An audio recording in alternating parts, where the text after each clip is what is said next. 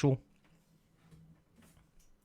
Hello. What's going on, everybody? Running Routes Podcast, Let's go. week 12, finishing it up. Turkey Day is behind us. Gobble, gobble. Full and stuff. Let's Good get it. football games there, too. Every was a hard fought battle. I like that. It was good football. While half asleep on the couch. Can't blame it. It was wonderful games, Oh, incredible games. Buffalo, Detroit was an incredible game. New York, Dallas was an incredible game. Minnesota, the New England Patriots was an incredible game. I mean, across the board, there was just so much yeah. competitiveness, Man, that's for better. game after game. Incredible lineup.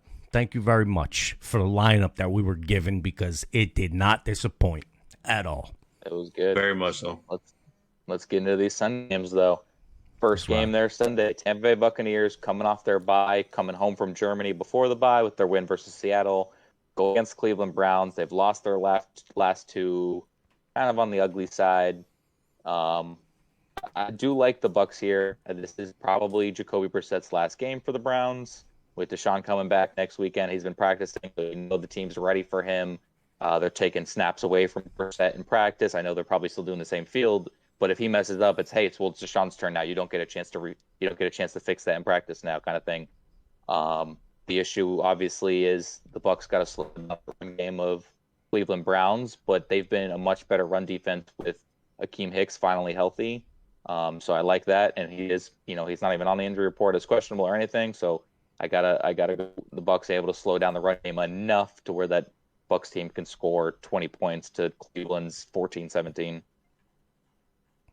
It's a 3.5 point spread. I teeter on this one because I think this one's going to be close. I think this one's going to be close because of red zone. On the Bucs side of things, their red zone offense has been terrible. They're looking at 24th in the league right now at scoring touchdowns inside the red zone. But when you flip it around, the Browns are giving up the 31st most opportunities in the NFL at being in the red zone. So I think the Bucs are able to score more points. You're right, Brady. The run game is a factor for the Bucs, but that's always been their bread and butter. I don't see it, becoming an over issue for them to where this game can get away from them. They played much better on offense from what I've seen over the past couple of weeks here. I think they're trending in the right direction. How far that trend arrow is pointing up, I'm not sure. I'm thinking it's kind of closer to adjacent than it is up at this point. But, you got Tom Brady versus Jacoby Brissett at the end of the day. I'm taking Tom Brady. Fantasy note, in my opinion, Ryan Suckup has a big day here because of their inefficiency to score touchdowns. I think there's going to be a lot of field goals for the Bucs, but I think they're going to outpace the Browns. What about you, Brett? Ed? Yeah, I gotta agree with the both of you guys. I gotta go to Tampa Bay Buccaneers here, and only because look, man, I don't know, and I don't know about the rest of you guys, but I don't know how many more times we're going to be able to get to see Tom Brady to be in a situation where Tom has to try and rally the troops to go ahead and try and get in the playoffs here. And it doesn't look like the Cleveland Browns, from what I'm looking at 3-7, are going to be able to climb back into this thing to knock out Cincinnati or Baltimore. Baltimore 7-3, Cincy 6-4. So it looks like to me here, the Tampa Bay Buccaneers are fighting for their lives, and the Cleveland Browns are just trying to be a bunch of spoiled eggs right here and try and come in and be the spoiler, But I think Tom's going to get everybody on the right page there in Tampa, and they're gonna pull a dub out. I'm going Bucs here because this is that time of the year right now, and we're not talking about, the beginning of the season where a loss here is not going to matter. This is very significant. A loss here and a win for Atlanta, and now you're talking potentially, Tampa's not going to make the playoffs. This is going to be for a playoff run here. Every single game now has substance and matters now more than ever. So I'm taking the Bucs in this situation, in a high pressure situation. I think Tom Brady's gonna produce. No Greg Newsome in this one either, so. That's big. I was just going to add with, it being Jacoby Brissett's last game, and we've touched on it before, if the Browns are doing well, would they stick with Brissett? They're not. his numbers are very comparable to when 2020, when Baker Mayfield took to an 11-5 season. His Wow. numbers are very similar. I was just looking at it. I lost the page, but I was just looking at it. Like, they was very similar, not far off. Wow. So there is a lot more issues going on in Cleveland outside of it just being Jacoby Brissett being the issue. And he's, beginning of the season, he actually played well. They started off, I think, 2-1 or something like that, and they've had a little bit of a losing streak. Reasonably comparable numbers to the legend Tom Brady. Let's face it, Tom Brady has 2,800 passing yards. Jacoby has 2,300. That's a 500-yard game away. A 500-yard passing game away. Tom has 12 touchdowns and 2 interceptions on the season so far up till this point before this game is played. Jacoby Brissett, 11 touchdowns, 5 interceptions on the season. So very comparable numbers, almost appearing to look as though they're a game apart. So good for Jacoby having a fairly decent season on the year. I mean, Chubb isn't over 1,000 yards rushing yet. Not bad at all. Yeah. It's just unfortunate that they're going to move on from him. Yeah, it is. Just to reiterate on the difference with the Bucs from year to year, though, too.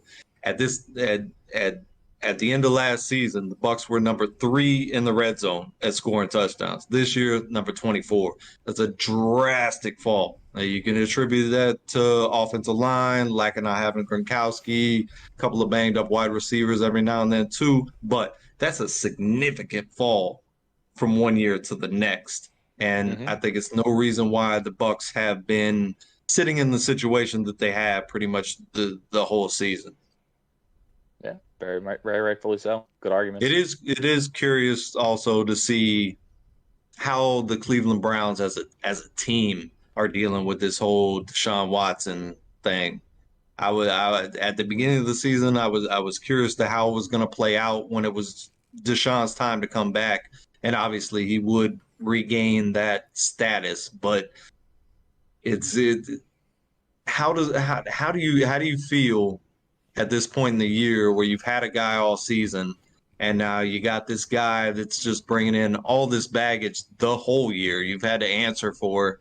And what do you really have to play for as a man in a team, and you're sitting at 3-6 on the season and you're not going to make the playoffs? It's supposed to be rallying around the new guy coming in, but the old guy hasn't exactly, like to Eddie's point, done anything to really warrant being benched. It hasn't all been his fault. He's played good ball, and it's just the Browns have got a lot of mix in the pot going on right now. If I could just give my opinion real quick, my opinion would state that, alongside us not knowing whether the ownership has stated he must play or whatever the case is, barring all of that aside, I say that personally, if I'm coaching staff or whatever, if I haven't seen anything from Deshaun in these handful of practices, that would lead me to believe he's better at this point right now than my guy, then I don't see why you can't let him finish out the season. I believe they've labeled him as the starter for next week already. That's that was like 2 weeks ago. So we'll see. Interesting. Yeah. I mean, I brought it up with the beginning of the season. I was like, he's coming back week 13, and that's when it's Houston. So it's just an NFL marketing scheme of, selling tickets and selling, people watching the game. Houston wants to beat him up, and he wants to beat up Houston. And he wants to prove he's worth the money that they're paying him, and Cleveland wants to find out if he's worth the money they're paying him.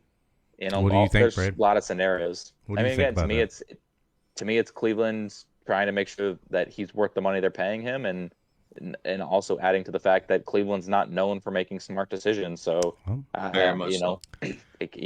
No offense to Baker Mayfield, everybody agreed. Everybody agreed Baker Mayfield was a reach going first overall, and they took it. So, right.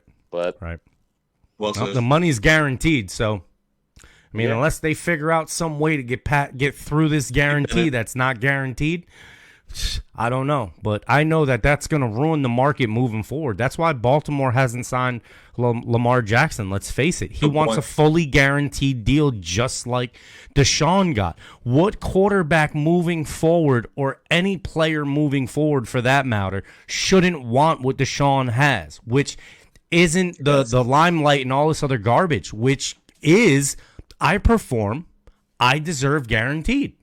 I'm putting my body out there, and I don't know when my body's going to let me go and Good not point. be able to perform. I want a We were- guaranteed contract, and that's why Lamar were- hasn't signed. It isn't even a matter of whether you or I or anyone else believes Lamar deserves a fully guaranteed contract. Yeah, Interesting. agreed. I mean, we're getting a little far here, but yeah, no, 100% agreed. Let's do the next game, so we're not rambling too much here. Yes, sir. Next game though, this is a tough one. Good Very. battle here.